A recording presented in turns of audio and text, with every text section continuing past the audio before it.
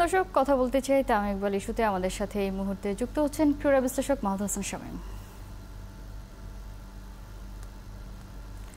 মাহমুদ হাসান শামীম, শুভ সকাল, স্বাগত একাত্তরের খেলা যোগে। আমরা দেখছিলাম যে ক্রিকেট বোর্ড চাচ্ছে তামিম ইকবাল ফিরুক। আপনার কাছে আসলে জানতে চাই, কেন এখনো তামিম ইকবালকে ফেরানোর জন্য এত চেষ্টা করা হচ্ছে? শুভ সকাল সবাইকে। উত্তরটি তো খুব সহজ।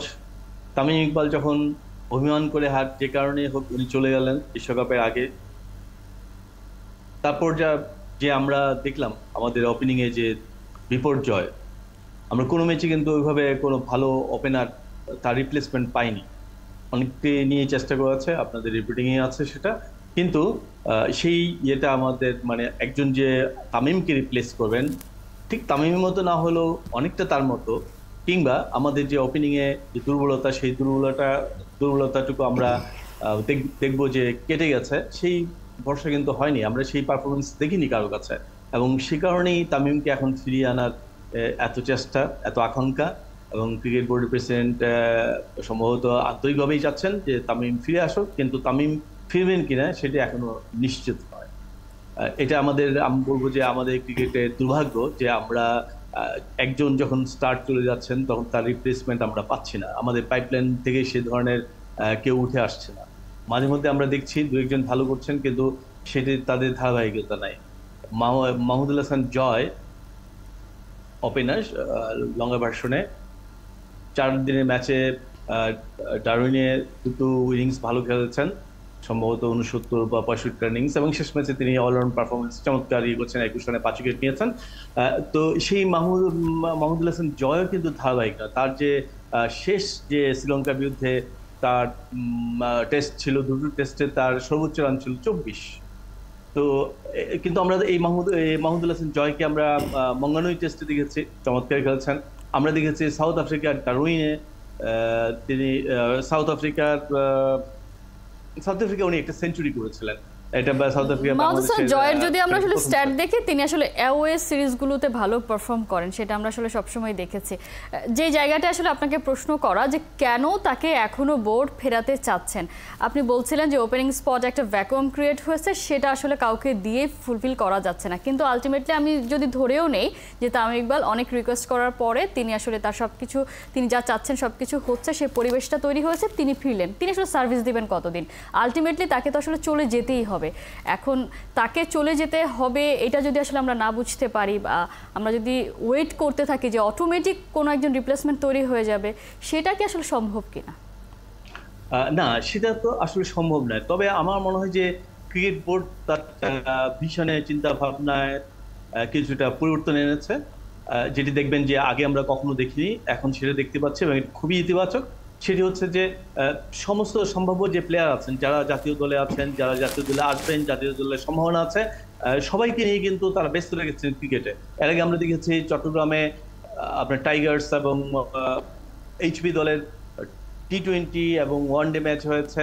এইচপি দল এখন অস্ট্রেলিয়ায় খেলছে, খুবই আমি বলবো যে খুবই ইউজফুল ট্যুর হবে এটি, কারণ অস্ট্রেলিয়া মাটিতে অস্ট্রেলিয়ার সঙ্গে, সেখানে পাকিস্তানের সঙ্গে তারা 4 দিনের সিরিজ খেলেছে। এখন খেলবে 7টি 20 ব্যাশ বিগ ব্যাশ টিম, ইয়েতে টুর্নামেন্টে 7টা দলের সঙ্গে খেলবে, সেখানে পাকিস্তান শাইন্সও খেলবে। তো এই অভিজ্ঞতাগুলো খুব কাজে লাগবে। তারপর ওখান থেকে একটা অংশ চলে আসছে, তারা বাংলাদেশ টাইগার্স হিসাবে পাকিস্তানে এ দলের সঙ্গে খেলবে, তারপর পাকিস্তানের সঙ্গে সিরিজ আছে। এই যে ব্যস্ততা, এই ব্যস্ততার মধ্য দিয়ে কিন্তু আন্তর্জাতিক ক্রিকেটে আমাদের যে প্লেয়ারদের যে দুর্বলতা, ওপেনিং এর যে দুর্বলতা, আমি মনে করি সেটা অনেকটাই কেটে যাবে। এবং এই ধরনের প্রস্তুতি, এই ধরনের ব্যস্ততার মধ্যেই আসলে ক্রিকেটারদের আমাদের রাখা উচিত। এবং সেখান থেকেই আমরা যাদের সম্ভাবনা বলছি, আমরা যাদের ভবিষ্যতের কথা ভাবছি, তারা হয়তো তাদের সেই অভিজ্ঞতাটুকু অর্জন করবেন, তারা নিজেদেরকে সেইভাবে তৈরি করবেন। কারণ বাংলাদেশি ক্রিকেটের সবচেয়ে বড় একটা সমস্যা হচ্ছে যে আমাদের জাতীয় দলের এরা হয়তো কিছু ম্যাচ খেলার সুযোগ পান, কিন্তু বাকি যারা থাকেন, পাইপলাইনে যারা থাকেন, তারা কিন্তু ওই ধরনের কম্পিটিটিভ ম্যাচ খেলতে পারেননি। তো ক্রিকেট বোর্ড এই সমস্যাটি সমাধান করেছে। আমি মনে করি যে আগামীতে এইচপি দলের, টাইগার্সের, মানে বাংলাদেশ এ দলের এই ট্যুরগুলো তারা অনেক বেশি করবেন, সেইভাবে তারা শিডিউলটি করবেন, এবং ফলে যেটি হবে যে বাংলাদেশ দলের ক্রিকেটাররা আন্তর্জাতিক এক্সপোজার পাবে। তারা ইন্টারন্যাশনালি যে কিভাবে কম্পিটিটিভ ম্যাচ খেলতে হয়, কোন এনভায়রনমেন্টে মাহমুদ খেলতে হয়, হাসান শামীম, আপনি এগুলো তো বলছিলেন যে আসলে যে অস্ট্রেলিয়াতে ট্যুর হচ্ছে এইচপির, অন্যদিকে আমরা দেখতে পাচ্ছি যে বাংলাদেশেও তারা চট্টগ্রামে প্র্যাকটিস করছে, কিন্তু কালে ভদ্রে একটা দুটো সিরিজ বা টুর্নামেন্ট খেললে আদৌ কি আসলে রেডি প্লেয়ার আমরা খুঁজে পাবো কিনা? না, আমি সেটি বললাম যে ক্রিকেট বোর্ড এটি করেছে খুব ভালো, কিন্তু এটাকে কন্টিনিউ করতে হবে। আমাদের এ দলে নিয়মিত সিরিজ খেলতে হবে, এইচপি দলকে নিয়মিত বাইরে খেলতে হবে। এখন যেমন বিগ ব্যাশের 7টা দলের সঙ্গে খেলবে, এইচপি কে এইভাবে ভারতের সঙ্গে বা অন্য যে দেশগুলো আছে সাউথ আফ্রিকার সঙ্গে বা ওয়েস্ট ইন্ডিজের সঙ্গে এই ধরনের ম্যাচগুলো আয়োজন করতে হবে, সিরিজগুলো আয়োজন করতে হবে। হ্যাঁ, এবার যে বাংলাদেশের ট্যুরটি হচ্ছে, এইচপি দলের ট্যুরটি হচ্ছে অস্ট্রেলিয়া 1 মাসের যে ট্যুর, সেটা কিন্তু দারুণ ব্যয়বহুল। কিন্তু এই ধরনের ক্রিকেট বোর্ড তো টাকার অভাব নেই, তারা এটা করতে হবে। এবং এই যে ডারউইন এবং কেয়ার্নসে বাংলাদেশ এইচপি দলের প্লেয়াররা খেলছেন, আগামীতে কিন্তু বাংলাদেশ এই ডারউইন এবং কেয়ার্নসে বাংলাদেশ টেস্ট খেলবে। 2003 সালেও বাংলাদেশ প্রথম টেস্ট খেলেছিল এবং আমি সেই সিরিজটা আমার কভার করার সৌভাগ্য হয়েছিল। সেখানে কিন্তু বাংলাদেশের খুব খারাপ অবস্থা ছিল, দুটো টেস্টেই ইনিংস এবং বড় ব্যবধানে হেরেছিল এবং সর্বোচ্চ রান সম্ভবত 147 ছিল একটি ইনিংসে। তো এখন অনেক সময় পেরিয়েছে, বাংলাদেশের ক্রিকেট কিন্তু সেইভাবে যদি আমরা বলি খুব এগোয়নি, বিশেষ করে টেস্ট এগোয়নি। কিন্তু এই ডারউইনে 4 দিনে ম্যাচ খেলার যে অভিজ্ঞতা, আমার মনে হয় এদের মধ্যে কেউ হয়তো বাংলাদেশ জাতীয় দলে হয়ে অস্ট্রেলিয়া সফরে যে টেস্ট হবে সেখানে খেলবেন এবং এই অভিজ্ঞতাটুকু কাজে লাগবে। তারপর পাকিস্তানে খেলতে যাচ্ছে, পাকিস্তানেও কিন্তু খুব মানে ভালো উইকেট হয়, ভালো রানের উইকেট হয়, সেখানেও খুব কম্পিটিটিভ ম্যাচ হতে পারে। সেখানে যে অভিজ্ঞতা সেটাও আমাদের এইচপি বা আমাদের যে টাইগার্স দলের দলের যে প্লেয়াররা খেলবেন, সেটি তাদের একটা খুবই সমৃদ্ধ অভিজ্ঞতা হবে। এবং এই ধরনের আয়োজন সবসময় করতে হবে। বিশেষ করে দলকে আমার মনে হয় জাতীয় দলের মতোই সারা বছর ব্যাপী ব্যস্ত রাখা উচিত, বিভিন্ন দলের সঙ্গে ট্যুর করা উচিত, বিভিন্ন দলকে এখানে আমন্ত্রণ করা উচিত। এবং যেটি বাংলাদেশ ক্রিকেট বোর্ড একদম মানে নিজেরাই করতে পারে, সেটি হচ্ছে এইচপি, জাতীয় দল এবং দল, এদের নিয়ে টুর্নামেন্ট, দেশের ভেতরে টুর্নামেন্ট করতে পারে। এখন আপনি যদি বাংলাদেশের জাতীয় দলের যে বোলাররা, তারা তো আন্তর্জাতিক বোলার, তারা অন্য দলের বিরুদ্ধে বল করবেন, এদেরকে যদি একটি দলে রেখে অন্য দলে আমাদের ব্যাটসম্যানদের রাখা হয়, তাহলে সেখানেও তো একটি অভিজ্ঞতা অর্জন করা সম্ভব, সেখানেও তো একটা প্রক্রিয়ার মধ্য দিয়ে নিজেদেরকে শুধরে নেওয়া সম্ভব। এবং এই কাজগুলো বাংলাদেশ ক্রিকেট বোর্ডকে করতে হবে এবং এটি তাদেরকে নিয়মিত শিডিউলের মধ্যে, সূচির মধ্যে রাখতে হবে। করতে তো হবে, তাহলে করে না কেন? যে আমরা যে এতদিন পরে এসেও তামিম ইকবালকে নিয়েই কথা বলতে হয়, ক্রিকেট বোর্ডও বসে থাকেন যে তামিম ইকবালকেই ফেরাতে হবে। যদি আসলে তাদের সদিচ্ছা থাকতোই, যদি তাদের মনেই হতো যে তামিম ইকবাল যেহেতু অনেকদিন থেকে আসলে নেই এবং ইনজুরিটা তাকে অনেক বেশি ভোগাচ্ছে এবং সেই কারণেই তো আসলে তার চলে যাওয়া বা তার না খেলা সব কিছু মিলিয়ে, কিন্তু আসলে সেই সদিচ্ছাটা কোথায় যে আরেকটা তামিম ইকবাল বা তামিম ইকবালের জায়গাটা নেবেন, সেই জায়গায় একাধিক প্লেয়ার কোথায় আসলে কেউ তো খুঁজেই পাচ্ছে না। সেটি তো আমাদের একটি দুর্বলতা, আমাদের ক্রিকেটে বলেন, আমাদের ফুটবলে বলেন, সেটি কিন্তু আমাদের দুর্বলতা। আমরা যে প্রক্রিয়ার মধ্য দিয়ে আমাদের প্লেয়াররা বেড়ে ওঠেন, যে প্রক্রিয়ার মধ্যে দিয়ে আমরা প্লেয়ারদেরকে আনি, সেখানে কিছুটা ঘাটতি আছে। এবং বাংলাদেশের জন্য যেটা হচ্ছে যে নতুন করে কোনো কিছু চিন্তা করার দরকার নেই।